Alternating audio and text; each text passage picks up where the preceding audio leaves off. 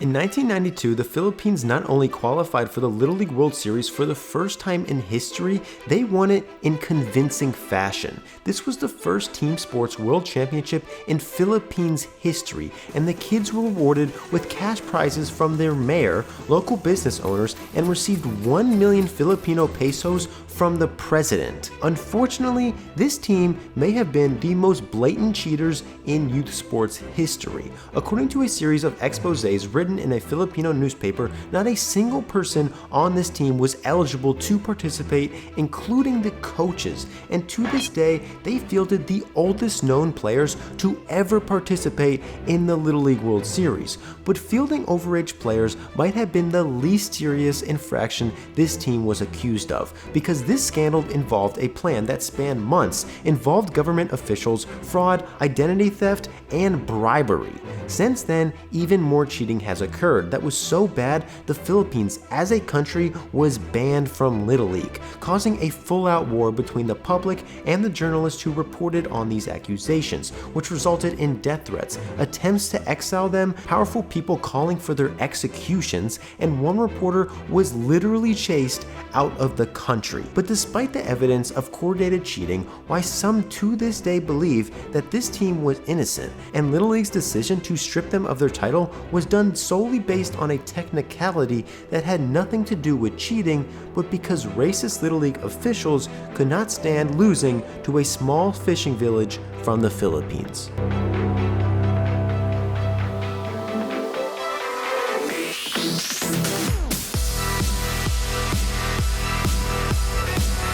This video is brought to you by Keeps. 2 out of 3 men will experience some form of male pattern baldness by the time they are 35. So whether we like it or not, almost all of us are currently in the process of going bald. And the best way to prevent this hair loss is to do something about it while you still have hair left. That's where Keeps comes in. Keeps is a subscription service that makes it easy and affordable for men to treat their male pattern baldness. Keeps offers generic options of FDA-approved medications for hair loss. They have online doctor consultations with a real doctor, automated shipping and delivery to your home, a tracking tool that makes it easy to track your progress, and 24/7 access to a Keeps doctor who will answer any question or concern you have along the way. By offering generic versions of FDA-approved medication, Keeps is extremely affordable, and by using my link, it is even more affordable. If you're ready to take action and prevent hair loss, go to keeps.com/doesn't-exist or click the link in the description to receive 50% off your first order. That's keeps.com/doesn't-exist to start preventing hair loss today. Zamboanga City is located on a Filipino island so remote they speak a completely different language than the rest of the country, surrounded by mountains so remote that according to people in Zamboanga, a Japanese soldier wandered into the city to find out who won World War II in 1990. This city is located in the Philippines, who has never qualified for a World Baseball Classic, hasn't been to the Olympics for baseball once, and has 0 professional baseball leagues. According to the Washington Post, in 1992, there were only 10 Little Leagues in the entire country. In America, there are over 6,500. Saying the Philippines is not a baseball country is an understatement. It is said that kids play baseball without shoes, use sawed-off tree limbs for bats, use miniature soccer balls as baseballs on fields that are used to raise goats and cows. And somehow, in 1992, this small city produced one of the greatest Little League teams of all time. The Little League World Series is a tournament that takes months and starts with over 10,000 teams, making winning the World Series statistically one of the hardest things to do in sports. And perhaps the most surprising part about this team from the Philippines is that their path to the Little League World Series was harder than anyone's. They were representing the Far East region, who going into 1992 had won the Little League World Series 20 times in the past 24 years, and this includes 1974 when Little League banned international competition altogether because the teams from Asia were literally too good. In 1973, Taiwan won the tournament without giving up a single hit. The team from the Philippines started with 15 players, all from Zamboanga City. They had to win a district tournament, a divisional tournament, a regional tournament, a national tournament, then a tournament against the best teams in Asia. You would think that a team from a small city who went all the way to the World Series would develop an extremely strong sense of camaraderie, but this is not how it went down, and it was actually these original players, coaches, and parents from Zamboanga who exposed the team for cheating and ruined the legacy of the team forever. Other teams who made it to Williamsport in 1992 were relieved to find out that they would have to face the Philippines instead of Taiwan, but as soon as the teams got to Williamsport and saw the team from the Philippines, they immediately knew that beating them was not going to be easy. Suspicions of cheating were there from day one. A Little League administrator said that he could tell that they were closer to being adults than the typical age of 12 Little Leaguers are supposed to be. Another coach said the team from the Philippines were obviously men, but at least they were smart enough to use Nair. And according to a coach in the Philippines, they were told to remove hair from their lower body before competition to avoid suspicion, saying that the main tool for coaches in the Philippines are tweezers, and that the players often have trouble walking following this practice. But probably the most noticeable red flag about the team from the Philippines were their coaches, who instantly raised suspicions when opposing teams realized they were speaking a completely different language than their players. During pool play, Zamboanga City beat Canada and Germany, but then lost to the Dominican Republic, who just like them were also under suspicions of cheating. This team was not only from arguably the best baseball city in the world, Santo Domingo, but according to a coach from an American team, they were also composed of players who were obviously men. The Dominican Republic beat Canada 29-0, beat Germany 24-0, and set 12 offensive records while doing so. The Philippines shocked the Dominican Republic, and despite the Dominicans literally being the best offensive team in Little League World Series history up to that point, the Philippines took a perfect game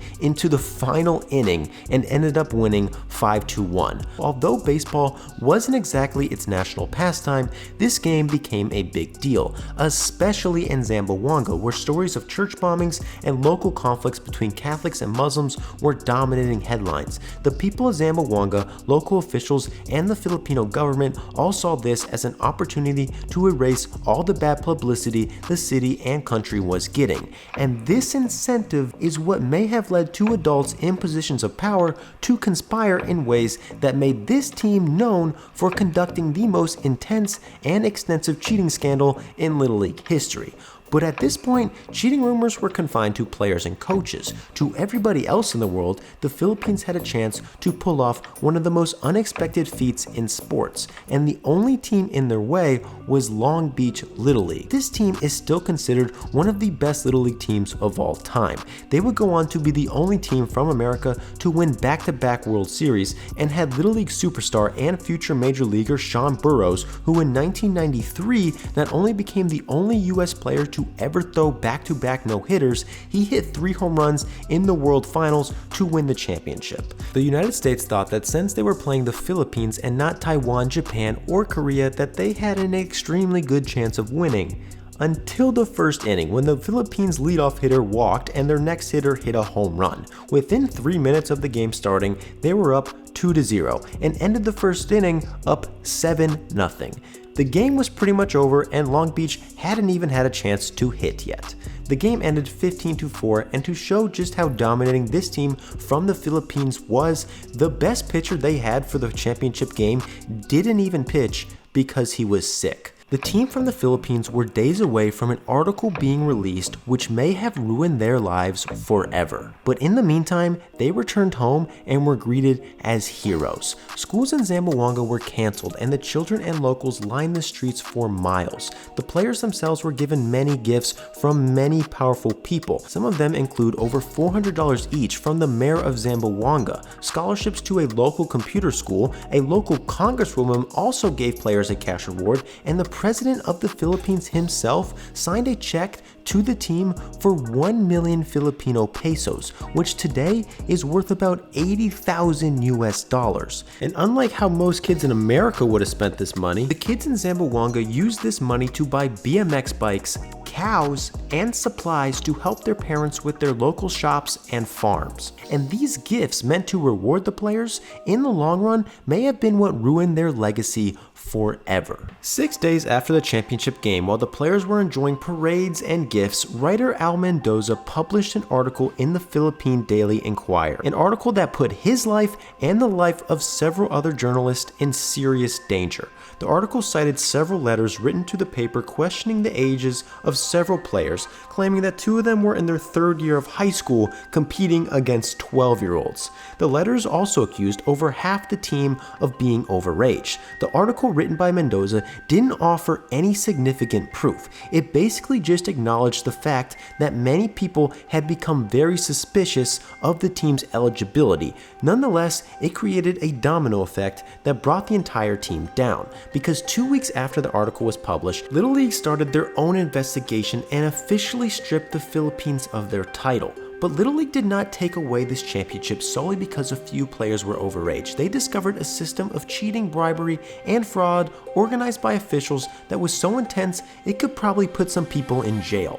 The title was given to Long Beach Little League, and during a ceremony to celebrate the team, Al Mendoza, the writer who originally started the cheating controversy, was literally given the key to the city. This event seriously put his life in danger. Newspapers all across the Philippines painted Mendoza as a traitor. The Manila Chronicle wrote that rats like him deserve to die with disgraceful gravestones. A columnist gave him a Lifetime Achievement Award for treason. A former press secretary for the president of the Philippines publicly stated that Al Mendoza stops where the Philippines begins, essentially calling for him to be exiled. Mendoza did return to the Philippines, but was essentially on the run. He was forced to shelter in his home and did not leave unless he had a bodyguard present. Mendoza seemed to be able to wait out this storm without any violent confrontations, but other journalists in the Philippines were not as lucky, because even though the Philippines had already lost their title, more bombshell articles would continue to drop that exposed the severity of the team's violations even further. But for the time being, the team continued to argue their innocence, and in some respects, they had a lot of good points. Senators in the Philippines promised that they would take the title back, and the Philippines National Organization of Lawyers backed them and threatened to take legal actions. They argued that Little League had taken their title within a month of the championship without a proper investigation, and pointed out that Little League's rules state that in order for a team to be forfeited, a complaint needs to be filed before a game is played.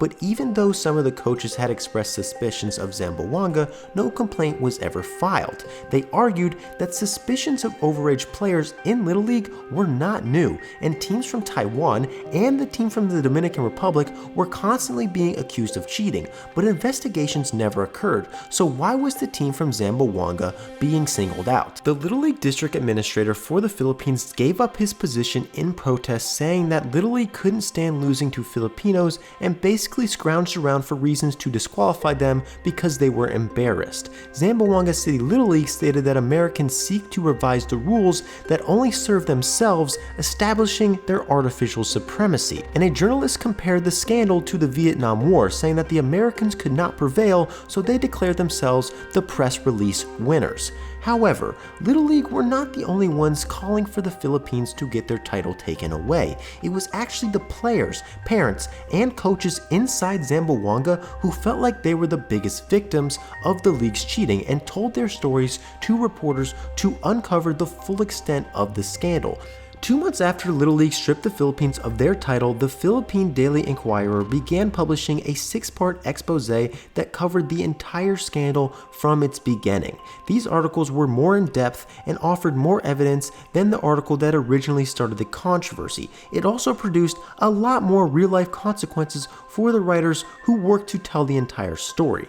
The article stated that not a single player on this team was eligible to compete in the World Series. The team from the Philippines started with 15 players, all from Zamboanga City, but after winning the national tournament, only 7 of them were selected to go to the Far East tournament. The other 8 were sent home. According to the Philippines district administrator, players were sent home because they were afraid to travel so far, and that parents needed their sons home to do farm work, or they didn't understand the significance of the tournament. Under Little League rules, teams are allowed to replace their players if needed, but can only replace them with players within their district. The Philippines replaced these 8 players with basically the best 8 players the country had to offer, a country that at the time had 64 million people in it. Long Beach, California has 460,000 people, which is enough people to have 2 separate Little Leagues within the city. In 1992, Long Beach Little League didn't allow a player to travel to Williamsport because he lived 2 blocks out of their assigned boundary. The Philippines had 8 players outside of their boundaries who lived as far as 700 miles away. They lived on completely different islands and didn't even speak the same language as the players from the original team. It is not clear whether they were taken off the team and replaced by better ineligible players solely to get a leg up, or because these players genuinely were unable to compete and needed to be replaced. Either way, this was illegal. A player named Florentino helped the team win the national championship. He was selected as one of the 7 players from the original Zamboanga team to represent them in the Far East Regional. Florentino said that Little League officials in the Philippines promised to send the entire team from Zamboanga to the next stage, but did not keep this promise. According to his mother, him and the 6 other players were sent to Manila to train for 2 months before going to China to compete in the Far East Regional. However, after 2 weeks, Florentino turned 13 years old and was sent home. Florentino, just like every other player from Zamboanga, was overaged, but according to his mother, he was sent home because unlike the rest of the players, she refused to have his name and age illegally changed. This practice of stealing and borrowing identities to qualify for baseball tournaments was a practice that was extremely common in the Philippines.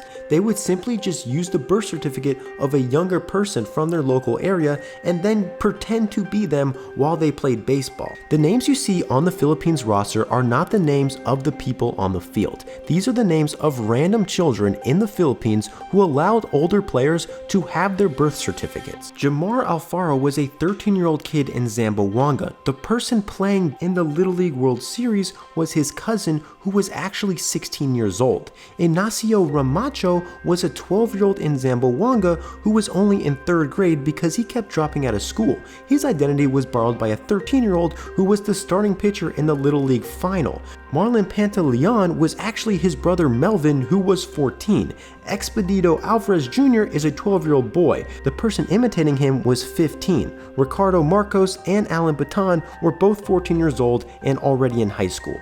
Everybody else on this team was not from Zamboanga City and shipped in illegally from places up to 700 miles away. But this identity theft did not stop with the players. The players' parents, who traveled to Williamsport to watch their kids play, also adopted the names of parents whose kids had their identities used to avoid suspicion. And the Philippines were likely not the only country who did this, but they were the first to get caught. And this had a lot to do with the rewards the players received when they arrived home. The kids who sacrificed their identities so older players could participate did so because, according to one upset parent, they were promised a financial reward. One parent told the Inquirer that he was given 100 Filipino pesos, a t-shirt, and a pair of shoes for letting the world champions use his son's name, but claimed he was promised up to 1,000 Filipino pesos. The team also replaced their manager. According to the district administrator, this was done because their original manager begged to be replaced before the East Asia Regional for a private matter. But the original manager was able to travel to the Little League World Series, but just to watch, and was not in the dugout. And when the tournament was over, he also came out to expose the corruption of the team, specifically the officials in the capital, who he said added players to the roster solely to increase their chances of beating Taiwan, making it seem like the excuse that players had to be replaced because they couldn't make it to the regionals was false. All of the following was exposed in a series of articles written by 3 journalists from the Philippines: Armin Nocum, Carolyn Arguellos, and Artemio Engracia. They received many death threats and were basically forced into public hiding. According to Ardman Nocum, a high-level member of the Catholic Church went on the radio and called for his hanging. And shortly after that, a father of one of the players from the Little League team chased him out of Manila with a machete. The very next year, the Philippines once again got caught using players out of their district, and the Philippines as a country was banned from Little League competition for the 1993 season. Since then, Little League has cleaned up these types of practices to a very large extent. Teams like Taiwan and the Dominican both face similar consequences, and the type of one-team domination seen in the 70s to the 90s doesn't really happen anymore. In 1992, Zamboanga City Little League became the first Filipino team to win a Little League World Series, and they did it by being one of the most blatant cheaters the sport has ever seen. But to this day, these players who came from playing on dirt fields with livestock on them are the only team from the Philippines to make it to Williamsport, and for that reason, they will go down in history.